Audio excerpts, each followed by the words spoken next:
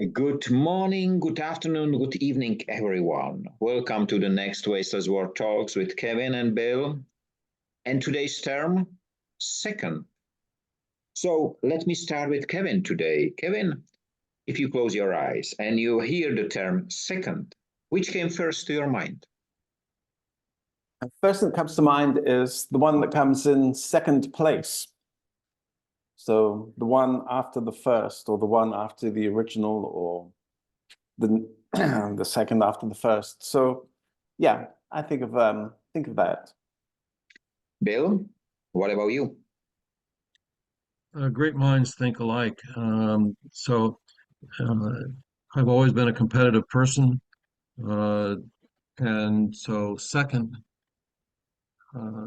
is somewhat less than first. But the second thought, since we're on second today, is one of time. Second, how quickly the kids grow up in a second. Don't blink. Time. What about you? Generally, this word came again to me months ago. And I have a lot of thoughts, and I have the advantage because 3 hours ago I had a very, very interesting talk. And for example, secondhand. So something that was used already, but it came to your hands to use it again. And in the talk, we reach up to the second chance, for example, of a life.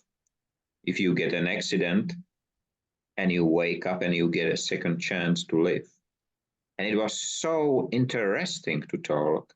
So it was one of the most fascinating talks, I have to say, because everyone has a slightly different view on the topic. And I just wonder whether we will come to the same conclusion, but I will not say what this conclusion was. So if we speak about the second in a row, or only one can be the first one, but is the second really the second one? What if I look from the different perspective? What if I am someone is at the beginning of the row or of a queue, I am at the end, and at one moment somebody say, okay, we start from the end. I will be the first. So isn't it the perspective? Is really second the wrong one or worse than the first? Why do you put a value judgment on that? So in business, oftentimes the person who invents something is not the person who fully realizes, reaps all the rewards of it. There's an old saying that the definition of a pioneer is the guy with all the arrows in his back.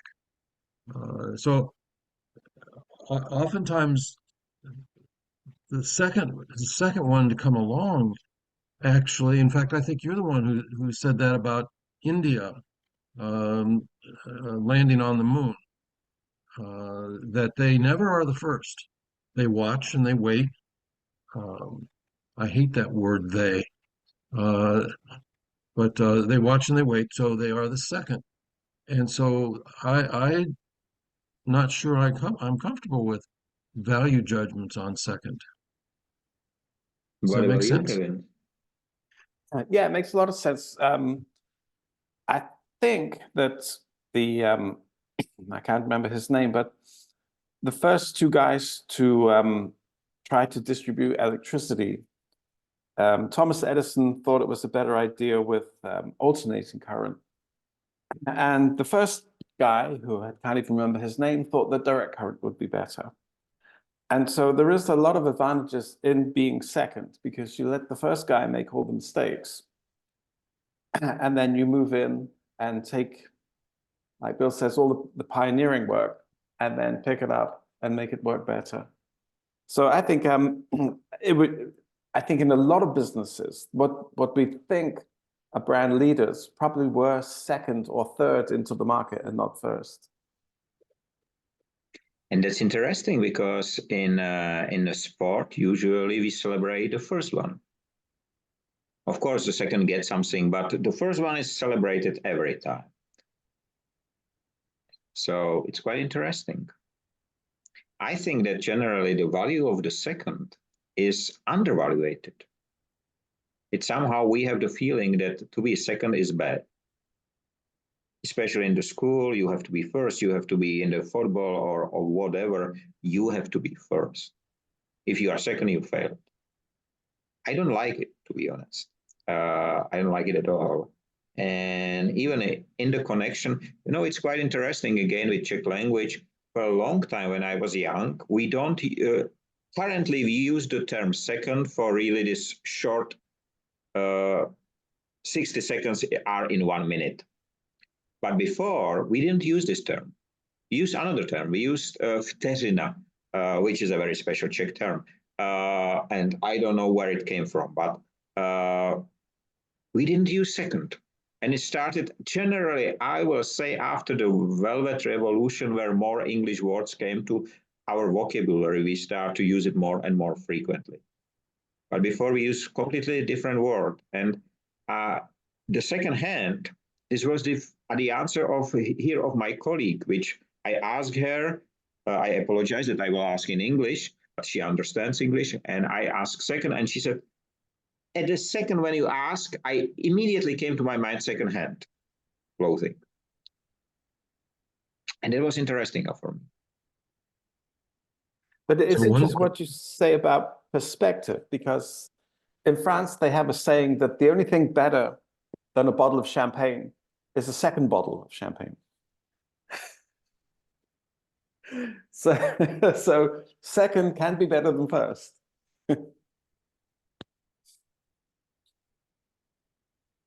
So my wife and I are big fans of secondhand.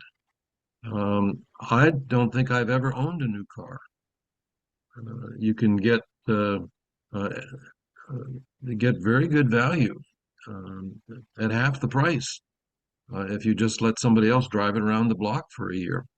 And the same with clothing and wine glasses, secondhand only. We break them all the time. Doesn't make any sense to be buying new, and we get them for $1 a piece. So I'm a big fan of secondhand.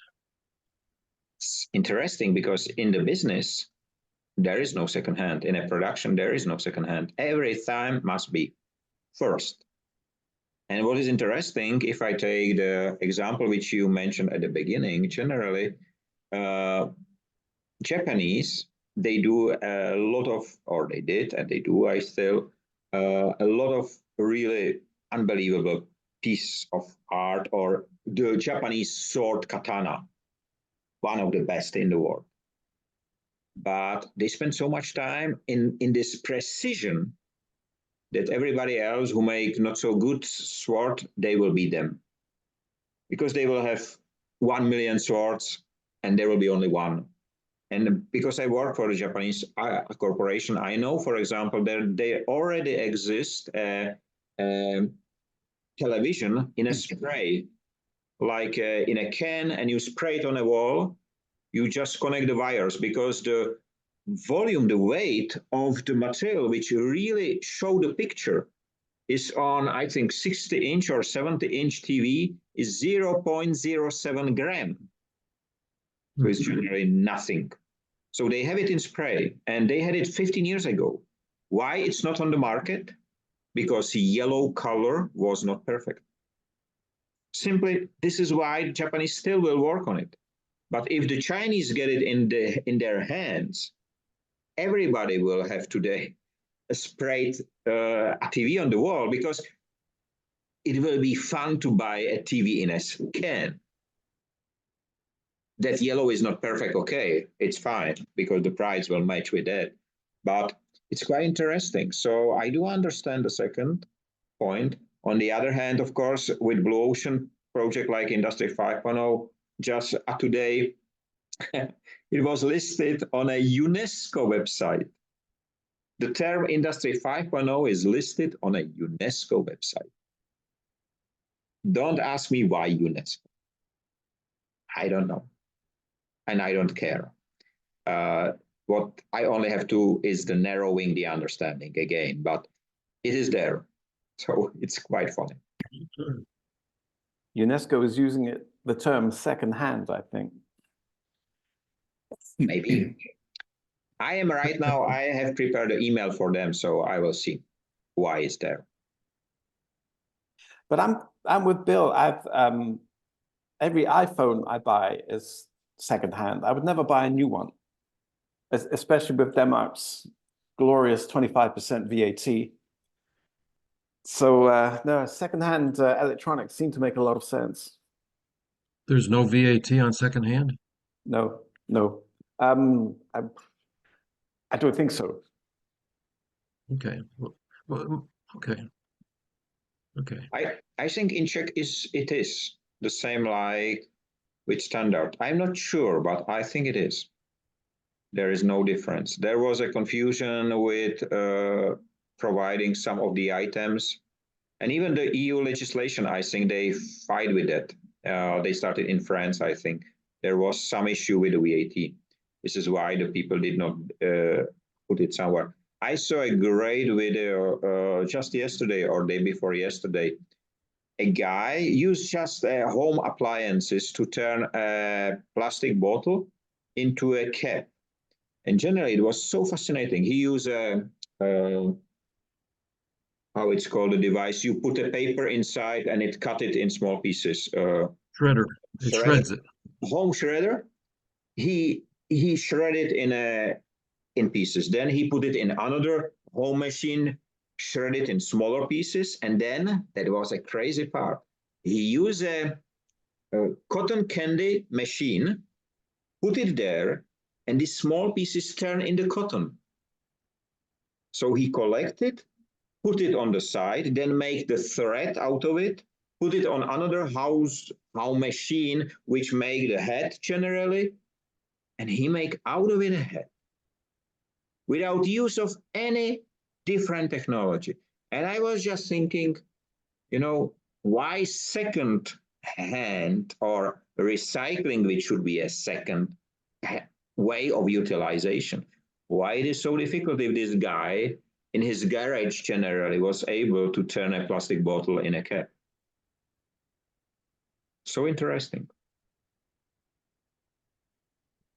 So maybe it is not only the good groundstone for someone to make it better, but I think it's again misused, or people are misled by the term. Because in my country, secondhand, of course, we know it, but it's not really seen as something very positive, or at least a few years ago. Because, it's dirty or it's old, I do not want it old. There are many movements currently which change this approach, but before it was not something which the people will be proud of. I've heard of a really nice term used for secondhand things, and that is previously cared for. I think that's really nice. This is beautiful, especially if you take toys, for example. Every child grow up of his or her toys. Why not to? And there exists already a trading platform for toys, if I do remember properly. And as you said, Bill, I never had a new car, never in my life. Even me neither. Wow, I was older. Well, I've told you the story of what my wife does with she loves to knit and she loves cashmere. But buying cashmere yarn to make her blanket it is very expensive. So she goes to the secondhand stores.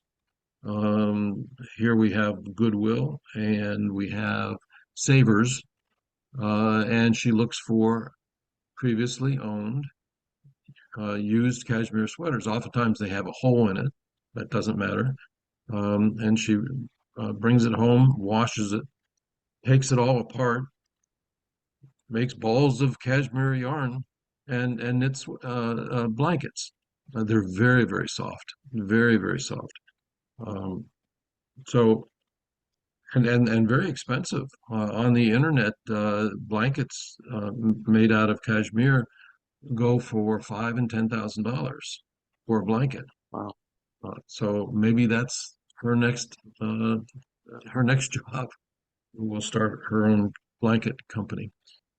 What's interesting to me about this conversation so far is that if you had said put a value judgment on secondhand, if you had said that 15 minutes ago, I would have said it's probably a negative value judgment, right? It's something that somebody else's hands have been on. It's probably not shiny and clean and new. And so there's a negative connotation to that. But the more we talk about this, the more secondhand it takes on a positive. And when you're talking about your iPhone, um, I've always been a firm believer that every designer in the world, whether they are designing an iPhone or a car or just a new gadget, whenever they finish with their engineering document to send it to production, the very last page on that by law should have to include repurposing possibilities for this widget when the original purpose has been fulfilled, or for whatever reason it can no longer do that. Then it can also be used as a X or a Y or a Z. In fact, after the first time I said that several years ago, I got a package from Amazon, big box, and on the outside of the box it was written, after this box has been used for delivery, here's some other things you can do with the box. And one of the items I remember was cut a door in it and let the kids use it as a fort. We used to do that when I was a kid. And then it lists several other things. So this is a mindset that the more society thinks about this sort of thing, the more we will further the wasteless world, right? It's interesting with when you're buying things, if you're buying, there is you can buy seconds. So you can go to shops which specialize in things which were damaged in production, got a scratch in it, and so you buy them, they're new, but they're damaged or they're scratched, and they're called seconds, which is a great idea. I mean, rather than scrapping them, so just rejecting it and trashing it, is to sell these things on at a reduced price. And still, you mentioned Amazon, Abel, and Amazon here in Czech Republic, they have a big returns collection center, and majority of the goods is being burned and landfill. And there is generally nothing with it. It was just rejected by someone. And I know that there has been initiative not only in here, but I think even in the US, and it was rejected by Amazon. They said that it will negatively impact their turnover, or something like that. Of course, they say it with some other connotations, but the result was like that. And it was interesting. There was Charito. She is from Philippines, and she said second-hand economy in Philippines is a normal, and it's a standard. It's generally non-standard if you buy new things. So the approach is very different. Of course, it is about the economical level and so on, but still, she said she is selling houses, so she is a real estate agent. And she said very few people can afford a new house, but many can make an old house, so second-hand house, we can say, into their home.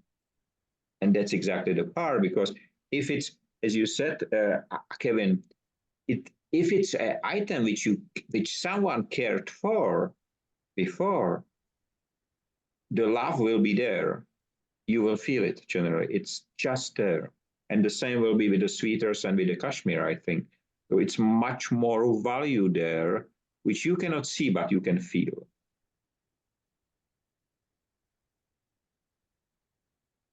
Michael, there's another kind of second or seconds, which I don't know if you have the same expression in Czech, but if you have an extremely good meal and you want more, then you ask for seconds. No, we don't have this. You don't have this? We just say, can I have more? So that's what we say. We don't have this term, but it's quite interesting. The interesting part was because there was several speakers on stage. They have a heavy accident, or even one of them was close to be in a hospital to be unplugged from this life supporting devices. And the wife rejected that. He should be unplugged because the people consider that he has no money, but he is a doctor, so he has enough money. Just didn't look like that generally. And we turned the discussion into the second chance, you know. And what you just mentioned, it's a second chance for items, but there is a second chance for people, for life, for animals, where I think that the second is valued much more than the first one. If I take it, the example of the marriage of my parents, so the gift which I take from my first father was the stuttering because of some whatever, so misbehavior, let's call it. But the one which I have right now, I love him. He gave me so much. So the second marriage of my mother was for me much more valuable, and so it is for her. So I think that the second help us to value things more, and even the time, everything. We just need to understand it.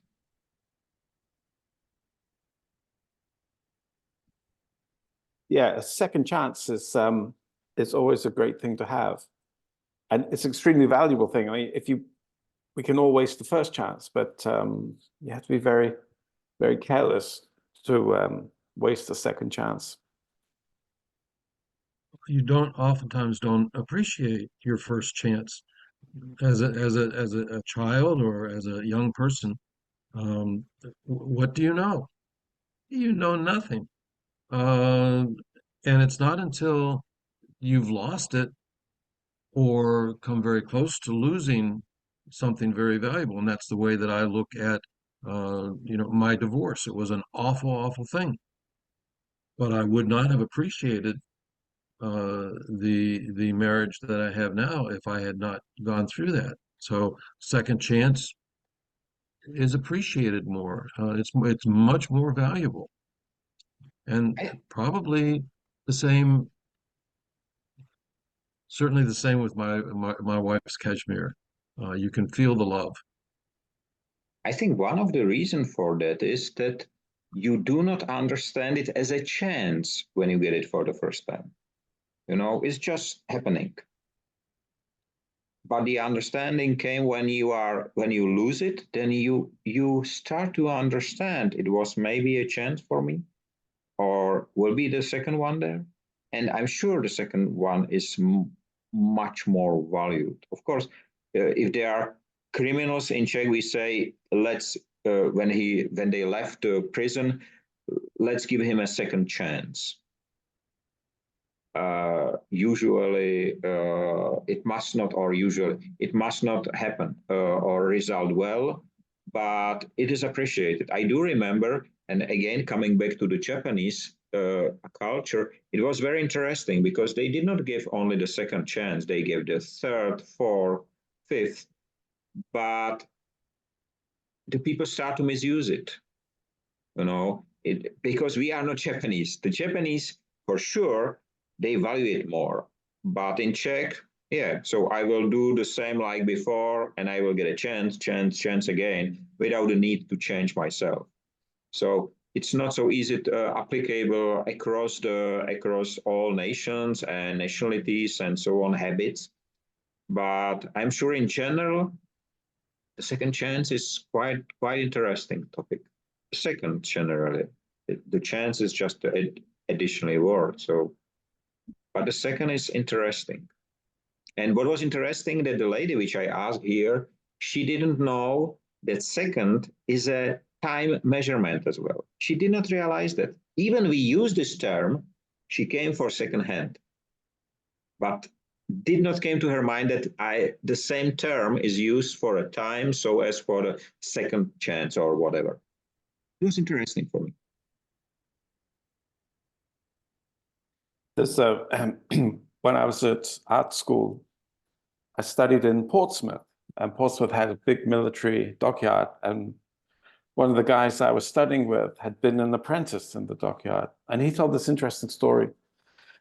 There was a young apprentice, and his job was to watch this machine, which moved on a bed. So this thing just went backwards and forwards. And it was boring, monotonous work. And there was a hole in the bed that the top slid across. So to pass the time, he used to put his finger into the hole and then take it out before the thing came back. And he said they didn't fire him when he lost his first finger, but they certainly fired him when he lost his second.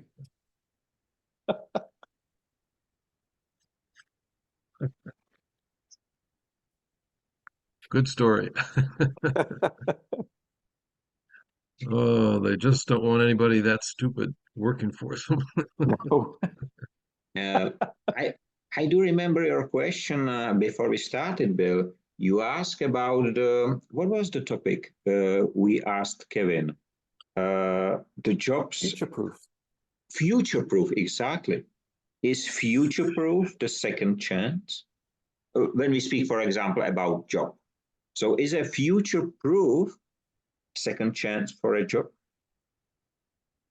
of an existing job?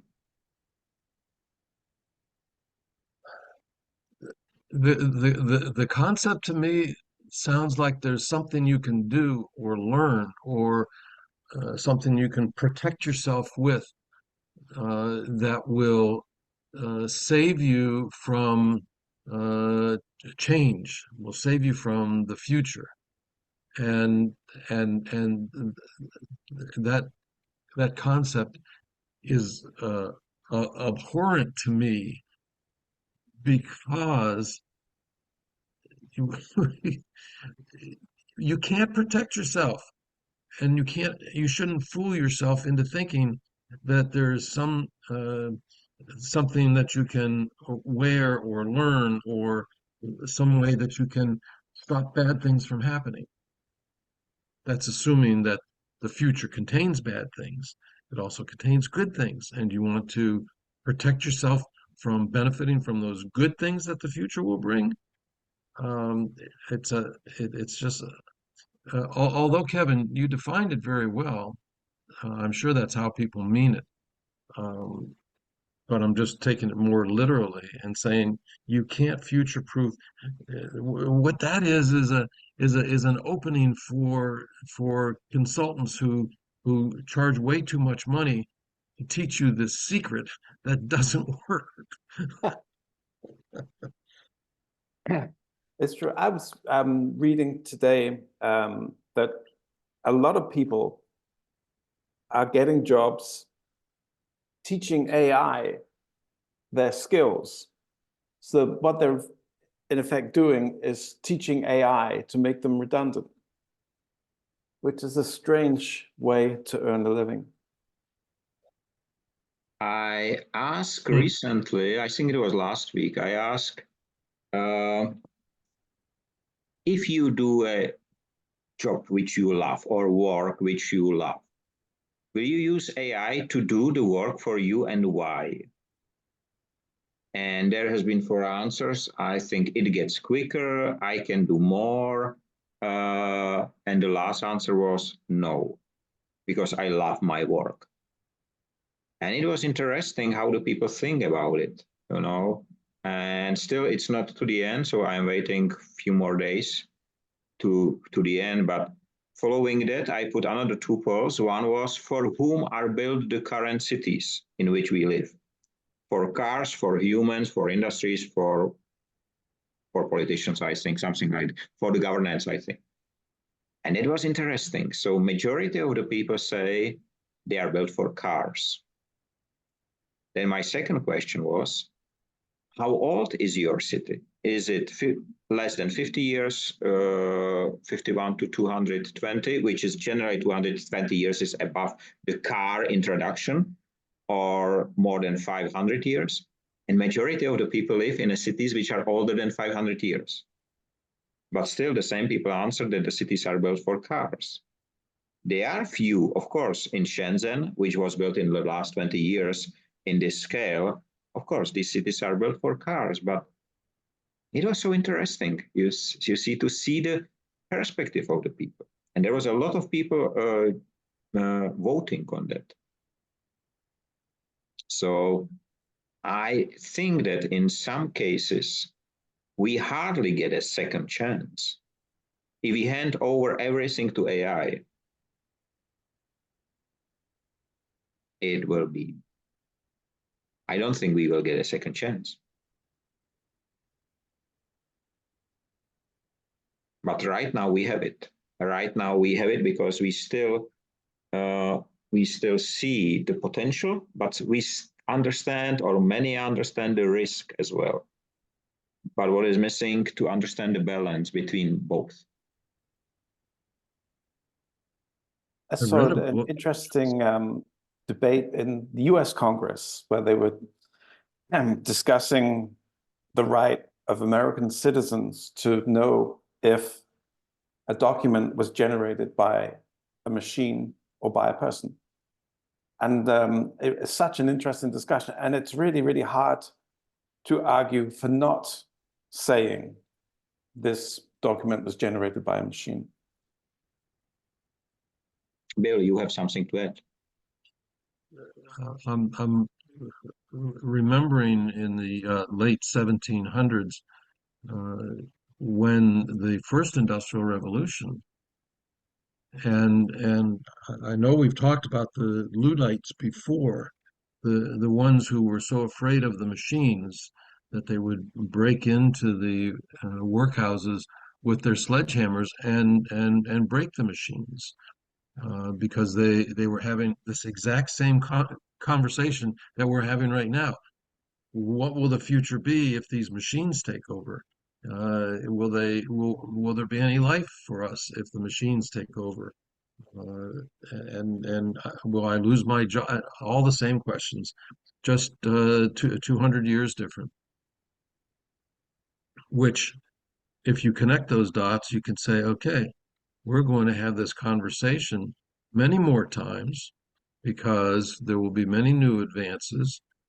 People will laugh at how concerned and upset, dystopian that so many people are about AI today.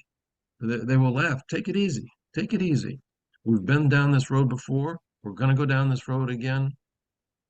Just relax. Smell the flowers. You mentioned before the people who are helping AI to be better. I sent you before last week, I think I sent you this poisoning of AI, the article which was published. And, you know, it is just a year ago or 2 years ago where coders has been named the job of the next 100 years. A few days ago, they said coders, they have no job anymore because AI will do much faster. So the prediction which exists are all the time so closely connected to the core business of the people who would like you to say that, but have no obligation about the result. So it is very important. And from my perspective, if I have the possibility to understand or to control or get picture, whether it was done by AI or a human, I would choose for it. It's my option whether I will look at it. It's my decision, but it should be there. And you know yourself how many pictures and videos at the moment are generated. A lot of things like from the history. It look really like historical picture. All the details just on every picture are giants, 3 meter high. Yeah, this whole discussion that AI is polluting the well of history. I think this is really, really an interesting discussion because AI itself cannot make a distinction between truth and a lie. And if it's generating the lies itself, then it will accelerate the problem even quicker. Really an interesting discussion. It is. It is. The issue is that frequently I see that only the supporters AI are on the stage. And you know, even if it's there, let's have a time for discussion, there is no time for questions. It's just said at the beginning, and at the end, there is no time for questions. And especially not for questions asked by people who really don't ask a question which is appreciated by the sponsors. So, and we have 3 minutes to go, less than that. Wow. Well, I think of the perspective of time with AI. If you could turn the clock back 1 year or 2 years and ask everybody on Earth what AI means, a very high majority would say, I don't know, AI, is that, what is that? So all of this information and questioning discussions has just taken place very, very recently. So now turn the clock ahead 1 year. And what will our level of understanding or our discussion of the ethics of AI have accomplished? Because it's happening so quickly, and so much is being discussed now. It is so. If you would like to say something. Yeah, I was gonna just quickly say that if we consider artificial gold, it's fake gold. And artificial AI is fake intelligence. And as long as we keep that in mind when we're dealing with it, I think we can protect ourselves better from it. In one article, sorry, Bill. We need to teach our children better than what we have been teaching them. We need to teach them how to recognize fake anything, fake information, fake messages, fake. We need to teach them better and not simply accept it because it's written down or accept it because some big name has said it. We need to teach our children better. That's the great message to the end, because we reached the end. There are 60 seconds left, but I am sure that, and I hope that it will resonate in the minds of the listeners. So I would like to wish everyone, you, Kevin, Bill, and everyone who is listening, have a nice time, free of waste and wasting in all its forms. Stay safe, free, be human, and don't waste a second chance. See you next week. Bye-bye. Bye-bye. Bye-bye.